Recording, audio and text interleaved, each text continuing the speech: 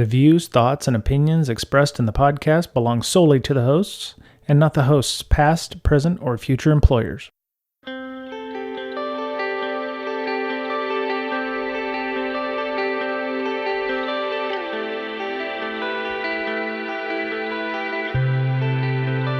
Hello, everybody. This is Brian for Breaking Down Security. This week, our discussion with Rebecca Skeete continues. Part 2 here with her. Actually, it's not really part 2. I'd say it's probably another whole show because we actually had another topic that was near and dear to her heart, and we decided that we would spin it off into its own show. Last week, you might have heard us talk about some of the events that you might have seen or heard at Black Hat and DEF CON, the Blacks in Cyber Village that happened. We also talked a little bit about BlackGirlsHack and some of the events that go on over there on the Slack there. Tennisha and Rebecca are officers of their nonprofit. They do things like book clubs, they do mentoring, they do labs with like Hack the Box and what have you, and it's a lot of great work that they do over there on that Slack, and you should definitely go check that out. You can check them out on Twitter as well. BlackGirlsHack, if you're interested in doing that. Part 2 this week with Rebecca is talking about various social engineering activities that people who fish or attempt to get into buildings physically. We don't do that so much right now with the pandemic going on, but there's still physical access controls that companies put into place. And, we talk about some of the ways that people get around those and some of the activities that that get hit by our users when people are trying to gain access to those things. And even, sometimes when we're not trying to social engineer people, some of the tactics we tend to use to, I wouldn't say get our way, but, to help convince people to do things is also social engineering. So we talk a little bit about some of that. So hope you enjoy this part of the show, and hope you have a great rest of your week. Mask up, get vaxxed if you can, because we want a full DEF CON and Black Hat next year. Saw some of the pictures on Twitter. Looked like somebody had mentioned it looked like it could have been done at a Holiday Inn, which is very telling considering how big those two events are. So hope you have a great rest of your week. So we're gonna do a little segue here. Okay. I didn't do a very good job of that, but we're going to talk about some social engineering stuff. The other reason we wanted to have you on the show was to talk about social engineering things. So you're going to be in Hacker Summer Camp. We talked about that last week, which is funny because this week when this show airs, everything will already have been done. So I'm sure you had a great time. Tell everybody that you really enjoyed the times there, I would imagine. It was a blast. I love it. Yeah, the fun of production values where it's like, oh yeah, oh crap, that was last week. Yeah, this was anyway. So at Hacker Summer Camp there was is a social engineering CTF. It happens, I believe, every year that they've had it. I believe it's ran by what's his name, Chris Hednegi. I think he did it at least the year I saw it, but there's a bunch of folks that get in there and, I've seen it won by a number of people, but it requires a lot of research and doing some OSINT. If you've been a regular listener to the show, we've had C3P Joe on, Joe Gray, who does a lot of classes with OPSEC and OSINT. And so we, what is it about social engineering? Because one of the things you said, we're all directly influenced by social engineering, whether we admit it or not. So maybe we can expound upon that point a little bit. So I think there are plenty of things that we experience in our day-to-day life that we all know, but we don't necessarily know the meaning of. Like you mentioned Insta last week. See, I'm hip to the game too. About how on Instagram, just being on there have been plenty of things where I'll see a meme and they'll be like, hey, remember when you were a child and you did like you put glue on your hand and put it on the fan and then like peeled it off. And then when someone explains it, they're like, yes, that's me too. We all have this light bulb moment that it's something that we all know or all did, but didn't necessarily know that everyone did it. Or I guess a better example would be, I can't remember the name, what the definition is, but there's almost a lot of people don't like the sound of certain things, like to hear people chew out loud. There's a name for it. I don't know what the heck the name is. Right now it fails me. Um, but it's something that we all experience, or not we all experience, but at least we know someone who experiences it.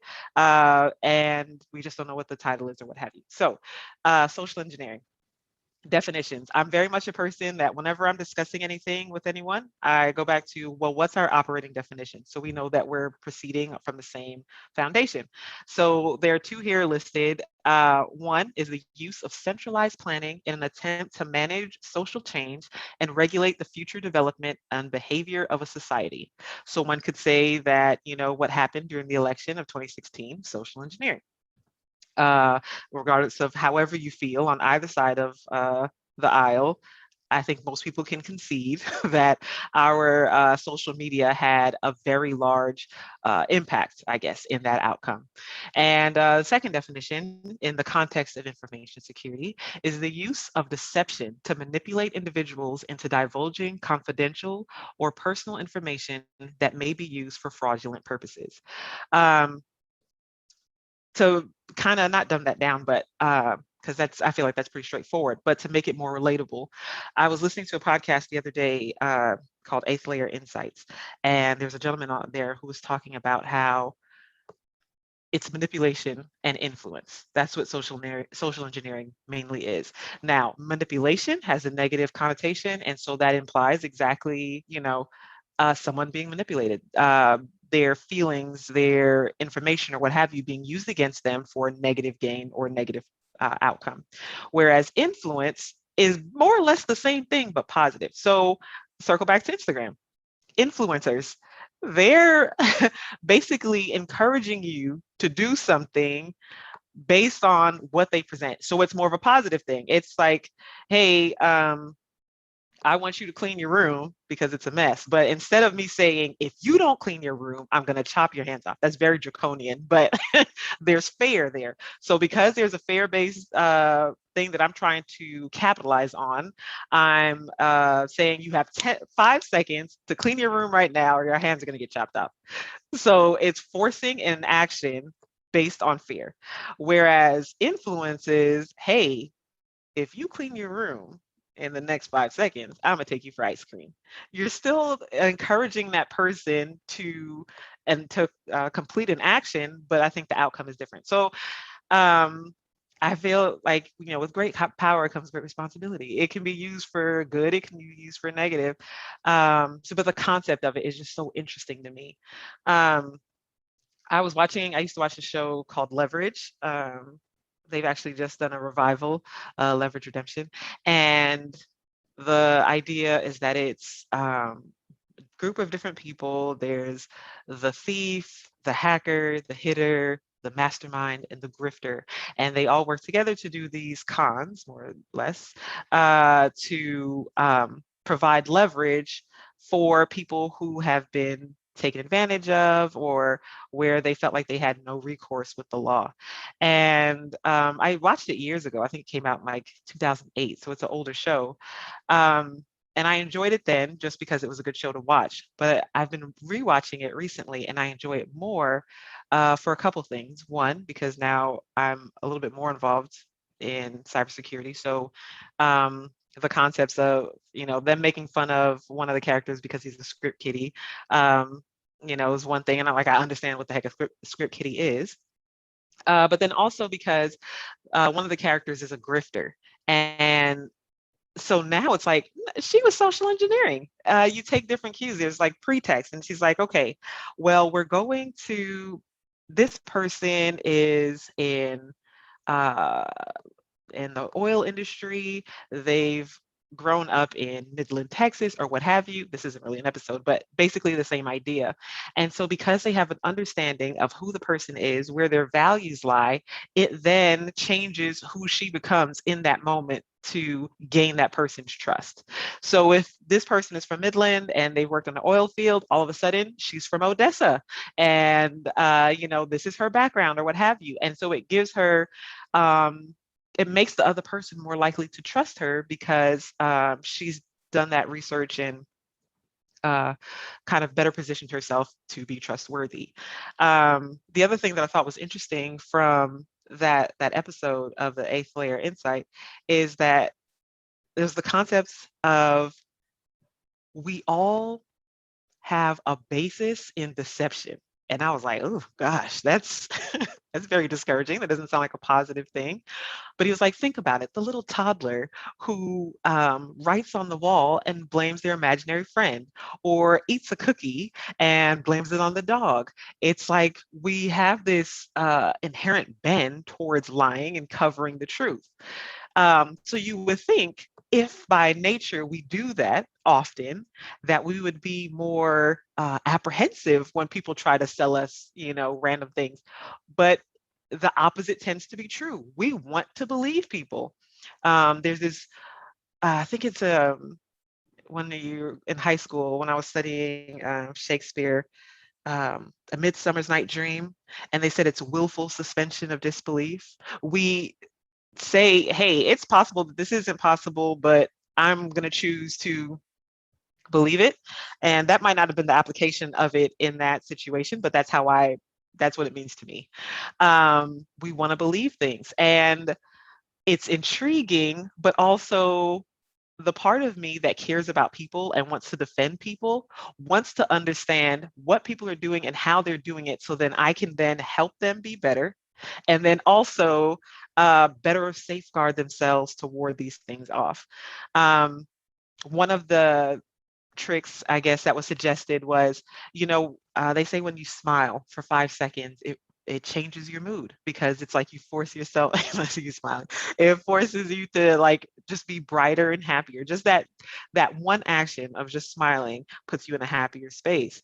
So one of the things that the guy suggested was frowning for 5 minutes before you make a decision, because it makes you more skeptical. So if ever you're being rushed to do something or whatever, and you're not sure, just taking that breath to breathe and kind of pacing yourself it's a small thing, but it's something that could possibly have, you know, ripple effects in making sure that you're more secure. So one thing, again, I mean, you're gonna have to rein me in if I just start going off on the rails, but the one that I was offended by is romance scams. So there are people who will get on dating apps and such, which I'm on. I'm young, 35. Hey, if you're single, get at me. Uh, at Rebecca Skeete on the Twitters.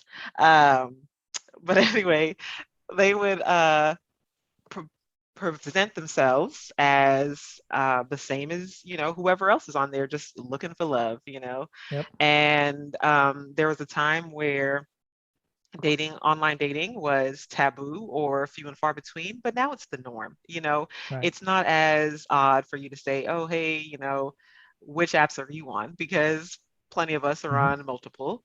Sure. And so basically they're catfishing, but it's not just, okay, my picture is my neck up because I may have put out a pound or two. That's one thing, but they present themselves as someone completely opposite to who they are, with the intent of uh, pilfering, or there's another word, adjective that I can't think of, but anyway, of getting money from people, bilking them out of their Yep. life funds or what have you. So I have had a situation like that. So this is how it started, right? Um, it was, oh, I don't know if I can say, you remember how back in the day, I'm kind of like squirrel, but back in the day, how when you were doing commercials, if Burger King was saying something, they couldn't say McDonald's name, but they'd show the golden Oh arches. yeah. But then Yeah. all of a sudden, now everybody calls each other out. So I don't know what the rules are. But so anyway, I was on Plenty of Fish. No one can hold anything against me because I don't have a dating website. I was on Plenty of Fish, and this Hmm. very attractive man slid into the DMs. And so I was like, okay, bet, let's go. not let's go, but like, let's have conversation. Right. And it was engaging. He was fantastic. Everything was interesting. Then he was like, okay, well, what's your number? Let's text. I'm like, okay, this is forward progression. I'm okay with this. So then we start texting back and forth. He was persistent. He was attentive.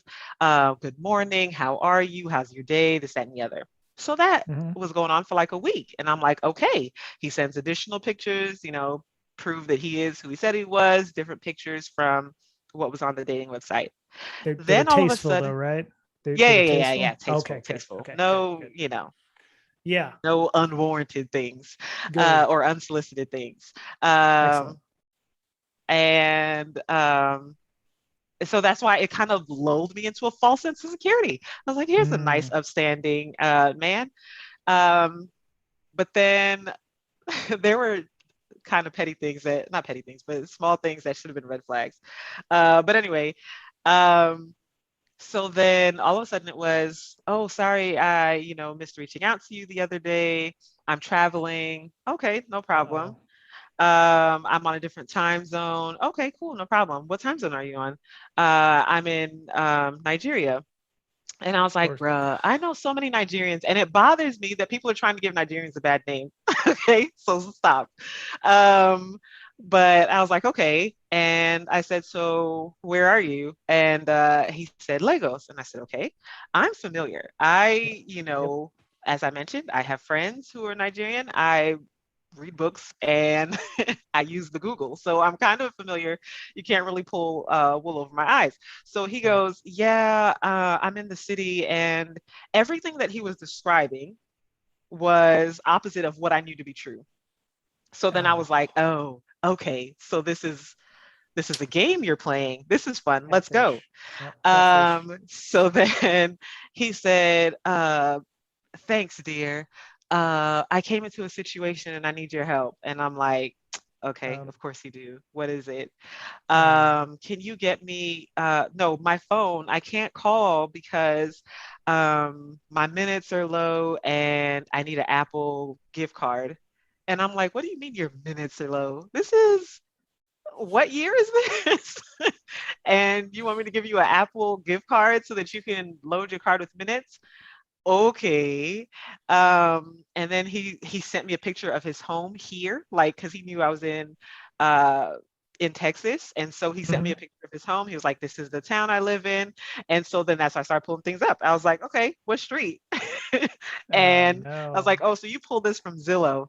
You're not slick. Like, anyway, He was so messing with the wrong the person. wrong one. That's Not right. today. Especially for the fact I think it's low-key disrespectful because I'm legit trying to get caught up romantically, not like in a fish.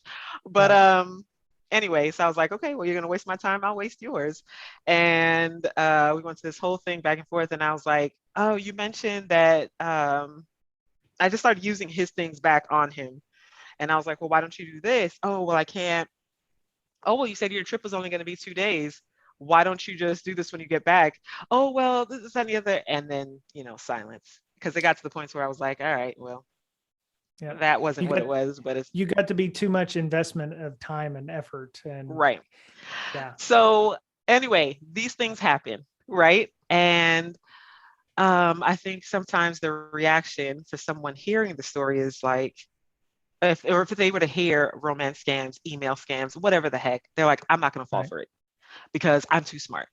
I think the thing we have to move away from is implying that if someone were to fall for or be tricked by, because I think that's a little bit more accurate, of a phishing scheme or any kind of social engineering uh, attack or what have you, Hmm.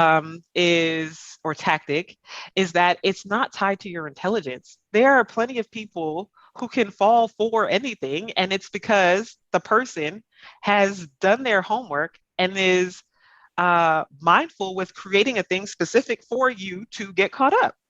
Right. Um, I'm not Right. going to offer chocolate to a diabetic, but I am going to offer carrots to a vegetarian, Right. So Right. just for the fact that we all have our vulnerabilities, we all have the things that or moments where we're rushed or we're not necessarily paying attention to things, where we can be in the perfect environment to fall for something like that. And Mm-hmm. it might even be like a quick second.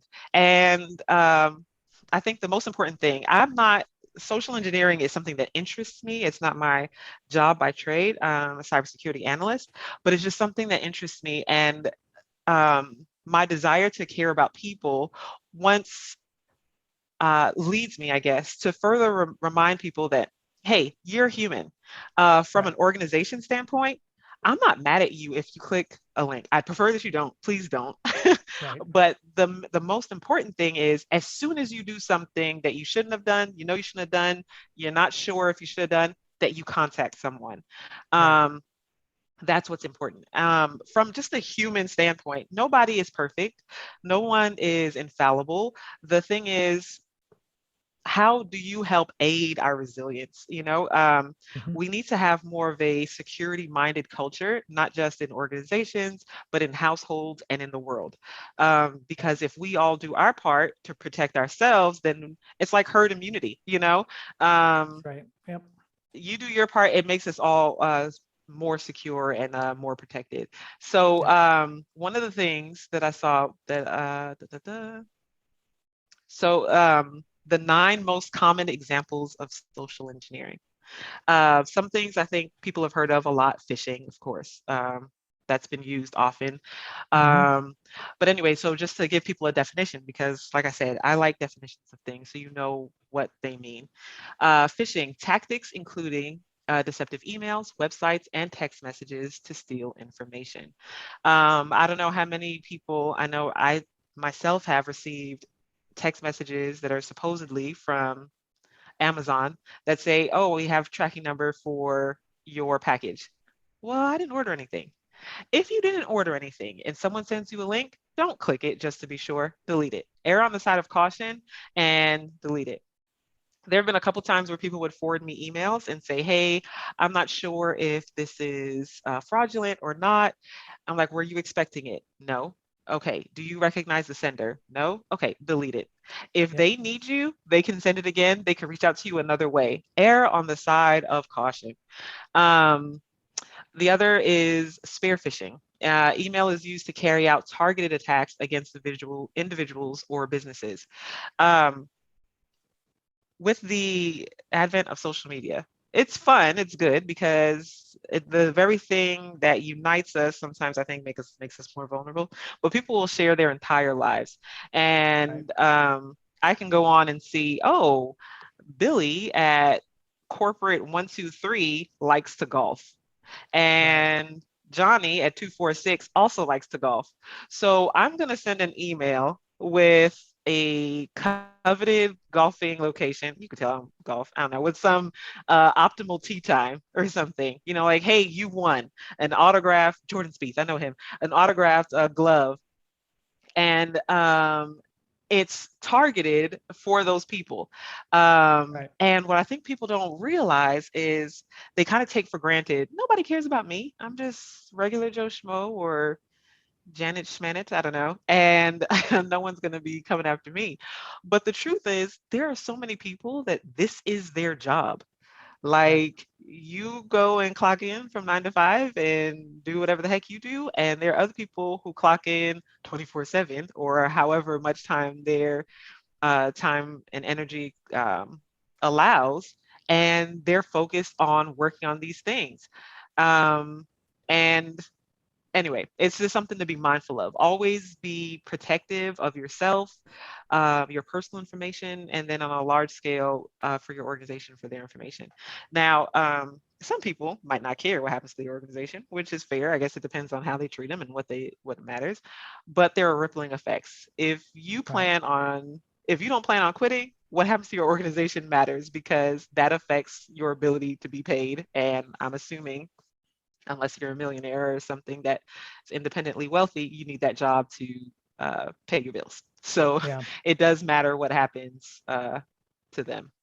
Yeah. With the Uh, with the with the spearfishing one though, I mean that we've always been told that the spearfishing one is more of a targeted thing. Like, they have a specific goal in mind. It's not like you're going to be sending 500 emails out to people and hoping that they will click on something specific. I've always been of a mind that spearfishing is like, it's a targeted attack to try to gain access to email, or they've done some work like the SCCTF that people may have seen at DEF CON or Black Hat this year, which happened last week, and not now in this time that we're recording this. But that would be an example of spearfishing, where you've got those competitors at the SECTF that are doing 20, 25 hours, 30 hours, days and days of research on a company, depending on the size, and crafting the perfect message that's going to get them. It's like, oh, hey, this is Bob from third party consultancy. I've been locked out of my company email, but I need to talk to you about special project X. Would you be able to click on this link and let me know what's going on with this? And then somebody clicks on it, and boom. How did they know about special project X? Well, the sales guy mentioned it in a post on LinkedIn about a brand new project, or somebody had a leaked password somewhere that allowed them to get into a file share or something like that. It could be any number of factors there, but I think it depends on how generic you want to be fishing. I mean, I get those all day and I delete them, but the spearfishing usually takes a little more time and effort to make happen. So, yeah. And then something for people to be mindful of, it's if someone works for a big organization, they might be more aware of, hey, I am vulnerable or open, I guess, to these sort of targeted things. But a smaller organization, especially if you're a third-party vendor for a larger organization, you might be the target, because sometimes it's the weakest link. I might not be able to get into Target through Target's infrastructure or through Target's front office, but the breach that they had was through air conditioners. Sometimes it's through the innocuous, inconspicuous thing. So that's why I say it's good to be mindful of things, because if you're aware of the terminology, the meanings, the attacks, then you are more likely to spot how something can be brought about. And again, like I said, feeding the culture of security, it starts with conversations. I'm like, hey, someone listening to this podcast, I heard XYZ. Did you? And then they speak to someone else, and it fosters more exposure, which leaves less likelihood for someone to be the victim of a certain social engineering attack. Going back to talking about leverage, you'd mentioned leverage. There's another show that I used to watch called Hustle. It was on AMC, and I think it predated Leverage, but it was a British show. I want to say it was the guy from the Man from U.N.C.L.E. I forget his name, but it was very much a heist like weekly thing where they had like a social engineering. They had the lady who was obviously the to distract people. It had the grifter. It had the pickpocket and those, and then of course the Ocean's movies. Ironically enough, one of the best best movies I've ever seen that had social engineering was Working Girl with Melanie Griffith and Harrison Ford. Yeah. I mean, insider threat. She took over her boss's job. She took over, basically her boss's life. Made phone calls, made appointments, became a mover and a shaker in a company. Thankfully, she didn't go to jail. It actually turned out well for her. But yeah, I mean, that's some insider threat right there. It's like she's in a place of trust, and she, manipulated that system to get what she wanted because she had an idea, and her boss was not going to do that for her. So I don't know how we would do it today. I would imagine there'd be more emails and more cell phones involved, but I don't know how Working Girl would work today in terms of that, but I think it'd be easier than you'd expect. I don't know how familiar you are with music, because so recently, this is like maybe a week ago, Kanye West had a listening party for his Donda album, and a guy posted how easy it was. Essentially, what he did, he was on site. He saw what a badge looked like, took a picture of it, went home, created his own Oh, badge, oh shit. taped it onto his jean leg, had some like rope on his arm. He looked like he was just a worker. He was getting ready to go. Moseyed on through the gates. No one stopped Oh him. He no. kept it moving. He walked with authority, and they let him in. Um, then there's footage of him on the stage, and he shows the video, and he's like, "Look, I'm closer than Kim is," and he has like Oh fantastic my pictures. God. And I mean, it could happen. That's why we tell people don't post pictures of your badges online, because there are Yeah. people who will do that. But it was a great example of how something like that could happen now in this day and age. No one stopped him. He just walked in with authority. And one of the other examples of social engineering is tailgating. And Mhm. it relies on human trust to give the criminal physical access to secure a building or area. Um, Imagine you're walking into work, you're coming back from lunchtime, there's a person there holding a pizza box, uh, and a Domino shirt on, or whatever, on the other brand, and you hold the door open for them. Now, at least Yep. for at my job, if you let them in, they get into the door, there's still security there. They still have to check in. And then even after they go to security, they have other barriers before they're able to be granted access. Hmm. But for some places, once they're in, they're in. And they're like, oh, I Right. have such and such for this door. Okay. And then they give them carte blanche, free access. So again, that's something that we've seen, or someone who's dressed like a mail carrier, and they have a whole bunch of boxes, and you hold the door for them and they get in. Um, and so these are things that can be manipulated, again, one way or the other. It can be used for negative. Hmm. I mean, it's a positive thing. You're trying to be kind Right. and helpful. So that's nice. Thank you. But then it's also something that if someone was paying attention to, can be used against and to possibly breach an environment physically. And then just Right. as it can be done physically, it can be done virtually. Oh, hey, I'm such and such. Can you reset my password?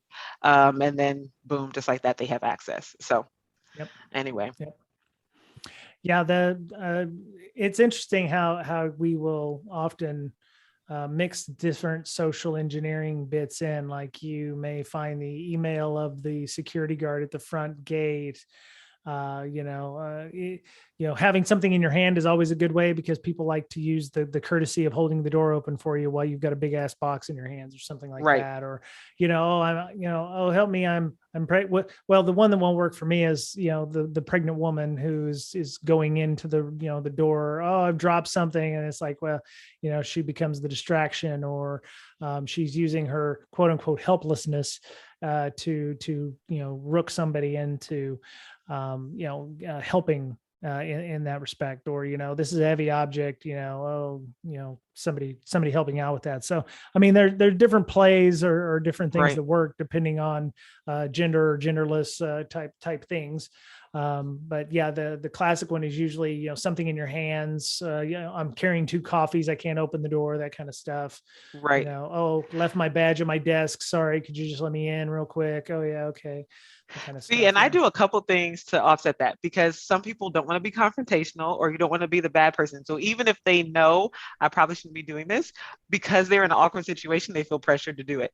So if Hmm. I see, there've been a couple times where I'm about to leave and I see someone kind of lurking outside, I will do a lap and wait till they leave and then go out.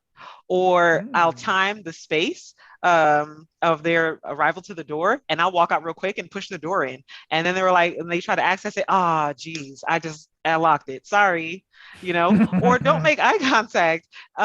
If I see someone ahead of me and they're trying to hold the coffee and they're patting their legs or whatever else, looking for their badge, I'll walk slower. I will pick up my phone and act like I'm on a call and wait until they leave, because then I'm not directly being rude and, Right. telling them no, but it's still removing myself from that situation so I don't have to. Um, I love the cell and that, phone talking one. Like I'll be yes, talking on the cell phone. Man, I can't believe this is a thing. right, And you're sitting there talking, and they go through the door, and you're still talking on the phone. You go giving somebody reading somebody the riot act in there. And then it's like, oh, well, hold on, I'll go to my desk. And then you grab the door as they're going through. I've done that a few times. Yeah. But, I have challenged people at the desk. And when I worked with the defense contractor, I'd come in like 7:30 in the morning and somebody tried to follow me in. And I was like, excuse me, I don't know who you are. I'd only been there a couple of months. And, I was Right. still all, Mr. Security and stuff working for HP at the time, where nobody, it was like, you shut the door, you dial, you badge, and you go in, then you shut the door, somebody dials and badges, and Right. so this person just wanted to open the door and walk through with me. And I was like, I don't know who you are, sir. And he's like, well, I'm the CEO of the company. And I was like, okay, great. Do you have a badge? And he's like, well, I left it at my desk. And I'm like, okay, well, I can walk you to your desk. And he's like, who the hell are you? He got all indignant and everything.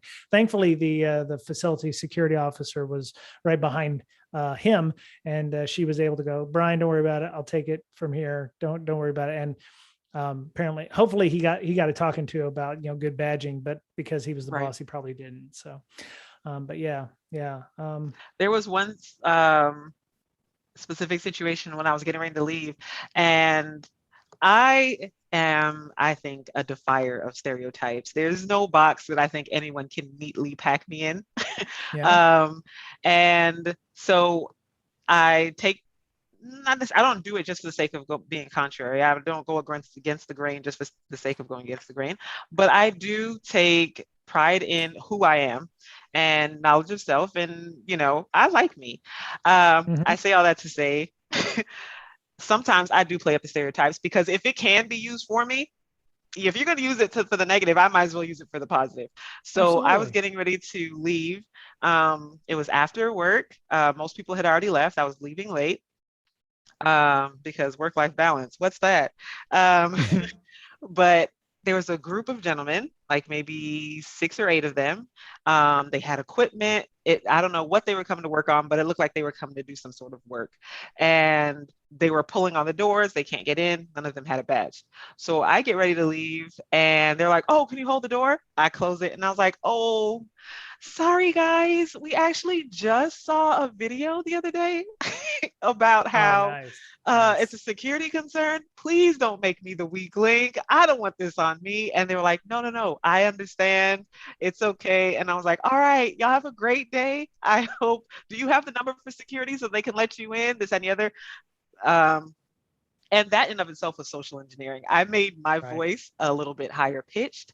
I put myself in more of a position to where they thought I was friendly, which I think I am, but more friendly, so that they knew Right. I wasn't being adversarial. I wasn't trying to keep them from doing what they needed to do. And Yep. granted, they were supposed to be in there. They were supposed to have access, but I was not the one to grant them that access. I didn't know where they were supposed to go, how Right. long they were supposed to be there. So I wanted their contact to meet them. So I use that Sure. opportunity to be like, hey, if this is what you're expecting, this is what you're going to get, as long as the situation is secure. Um, Yep. Yep. and it worked. No harm, no foul. They were like, have a good day. I understand. I had to go through training the other day as well. Okay, great. And then I walk off and all's good.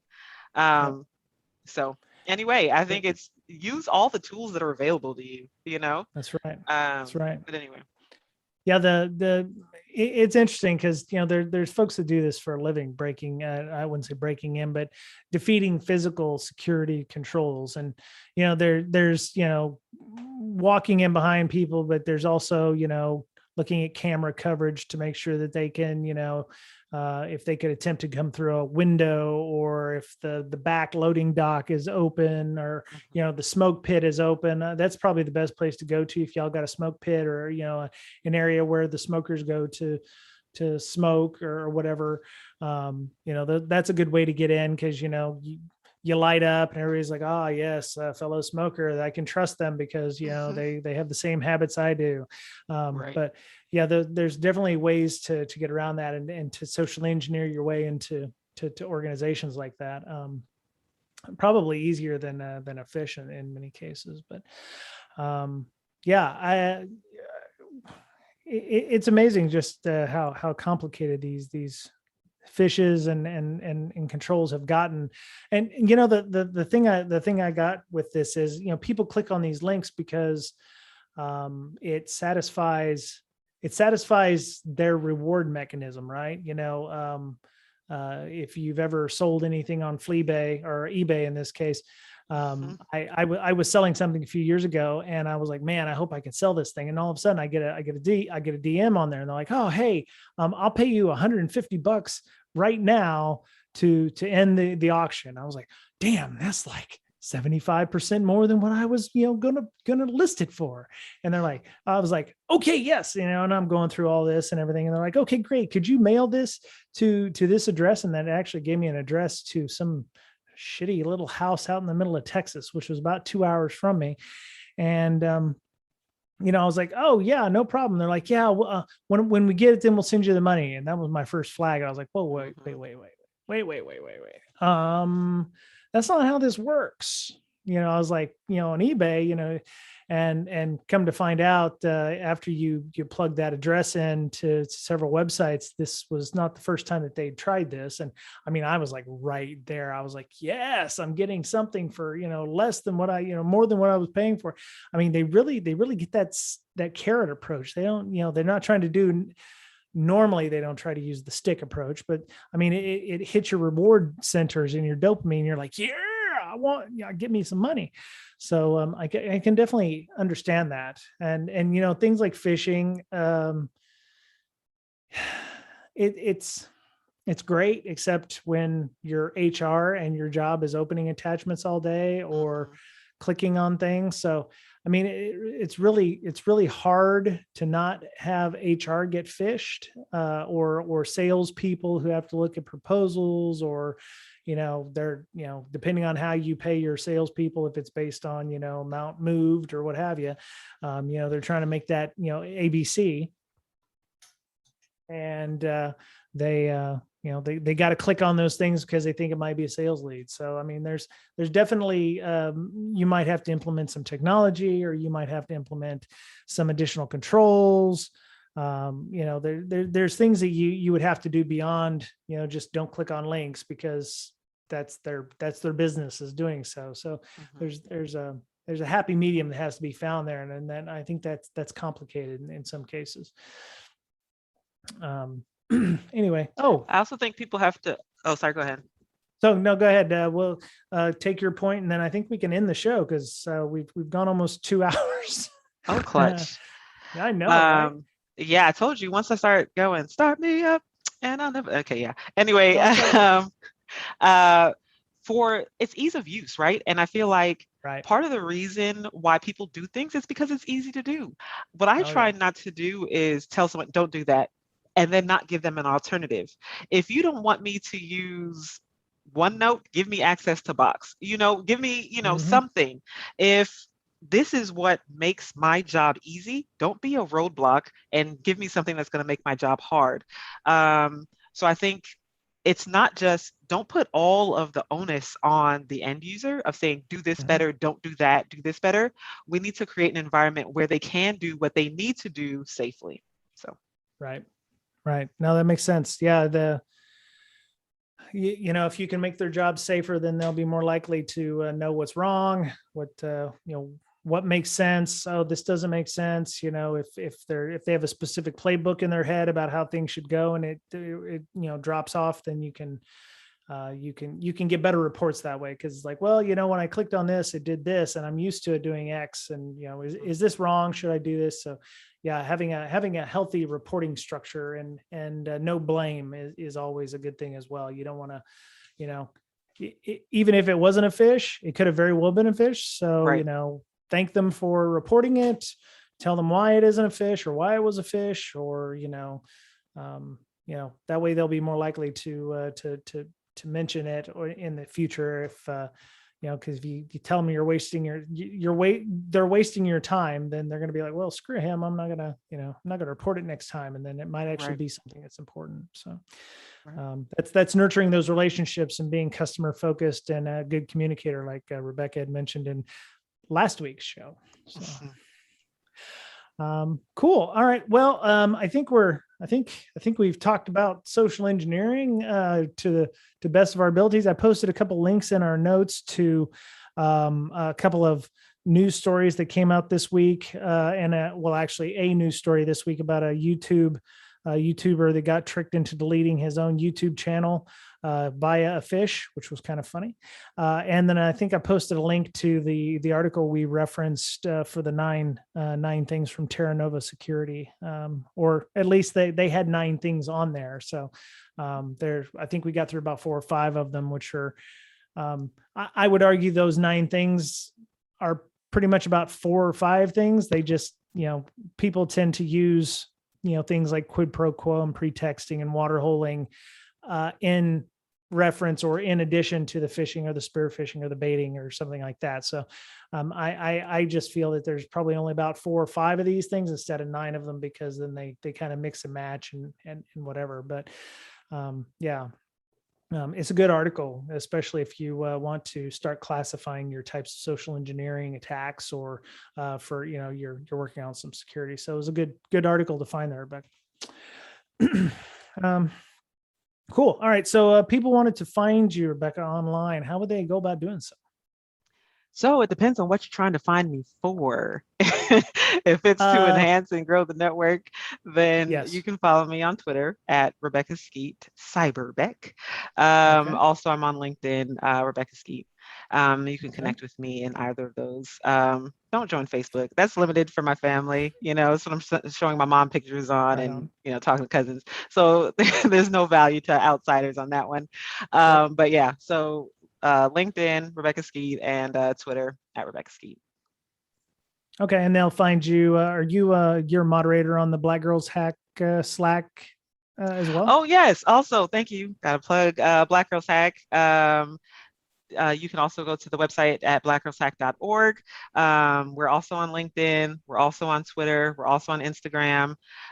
We have a meetup where we post a lot of our study groups and our Bring a Hacker to Work days, or our Friday night training labs. So get connected if you have any interest in cybersecurity. If you are interested and don't know where to start, we even have a channel that says, I'm new, what do I do? So we will provide guidance however we can, to encourage and support and continue to bring increased representation and diversity in cybersecurity. Very nice. Yeah, y'all are paying for your. Are you paying for your Slack? Because you've got a bunch of stuff that our Slack doesn't have, like Slack Connect and all that. Slack Connect should be available on the free Slack. I think they just rolled it out, and they also just rolled out huddles too, which kind of gives you the option to kind of do like your own little clubhouse on Slack. You can just do voice meetings and things of that nature. But yeah. Oh, also Clubhouse. I think we're going to start doing that again for a while. Tennisha was hosting Cyber Women Wednesdays. And so I don't know, I think we're going to do it at a different cadence, maybe once a month, because we're all busy and trying to do things. But that's something to look forward to. But yeah, get connected with us, and we'll keep you up to date with all the different things that we've got going. Nice. Okay. All right. So yeah, blackgirlshack.org, and BlackGirlsHack on Twitter. And I'm so glad that organizations like this exist to help bring awareness and to help amplify messages for folks and to get them started on the right track there. So it's really awesome, and y'all are doing some great work. I'm so glad that y'all will let me in on your community, and I'll try to do what I can to amplify that as much as possible. Thank you. All are welcome. All right. Right on. Okay. So Miss Berlin is at InfoSystir, INFOSYSTIR. Mr. Betcher is the lead developer of log-md.com, a Windows logging and forensic tool. You can check that out, log-md.com. Miss Berlin is doing a ton of stuff. I don't mean to jump back and forth between them, but Miss Berlin, she's one of the organizers of Hacker Health Villages, which if you just went to DEF CON and Black Hat and you didn't get a chance to check that out, you missed out on some great discussion about mental health awareness and some speakers. I believe the next one they're going to do is at Blue Team Con, which is the same weekend as InfoSec Campout up here in Seattle for me, which is why Ms. Berlin can't come and do her tabletop role-playing game. She's very busy. So you can check out Hackers Health on Twitter at Hackers Health. You can also check out InfoSec Roleplay, which is their tabletop IR game based on a detect and defense, a D&D, if you will, type of role-playing game. Not to be confused with the, barbarians of the jungle or whatever they call those. So, that gaming company. We have a Slack, as I had mentioned, not nearly as cool as BlackGirlsHack, but we have some active channels in there. We have a job board. We have a career advice channel. We do some online resume reviews if people are interested in those. As we do have a social contract, we do have moderators. I'd like to thank Paige and Scott and oh man, let me go get all my moderators. Scott, JB, Dave Cybuck, and where is she at? Paige. Yeah, we've had Paige on. Director of InfoSec, of course, and Miss Berlin and Megan and everybody. So you can hit us up on Twitter to get an invite at BreakSec on Twitter, BRAKESEC. And you can also follow me on Twitter at Brian Brake, BRYANBRAKE. I run a local Seattle-based meetup called CSEC East, which we won't be doing anything in the 1st of November or 1st of August. Holy crap, it's not November. 1st of August. Wow. We're going to be doing a special event at InfoSec Campout the Friday night of. So I'll be announcing that in the next couple of days here. If you want to come and hang out in Carnation, Washington, and get some pizza, that'll be great. We're doing the conference. We're sold out of camping spots, and we only have conference spots left as of the 1st of August here. So if you might go check out infosecampout.com.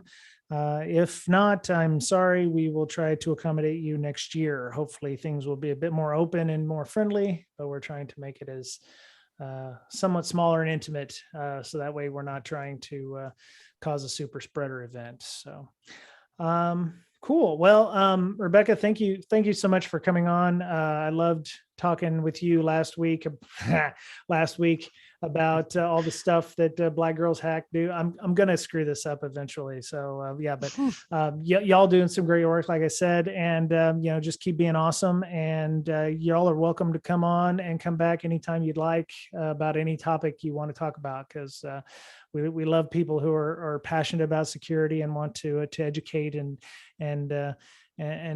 help out with sharing that message. So appreciate it. Thank you so much for the opportunity. I know Cool. I kind of go off the rails, but it's all good. I prefer that to dead air, but I can understand it. Making that happen. So hope you stay safe. Hope you mask up and that you try to be safe. So I know Vegas is going to get a little crazy, or was a little crazy. So anyway, so that was it for Breaking Down Security this week. Hope you have a great week. Hope you had a great week at summer camp. Take care of yourselves. Go get your masks. Go get your vaccines if you can. Please go get your vaccines to not only protect yourself, but protect others. And, by doing so, you take care of yourself, because, we all know you're the only you have. And we'll talk to you again soon.